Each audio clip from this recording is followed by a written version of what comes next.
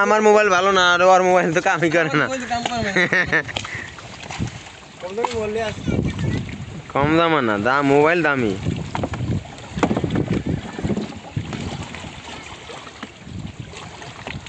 আমার মাথার চুল বিয়ের পরে পড়েই গেছে, তুমি কি এর দায় নেবে না?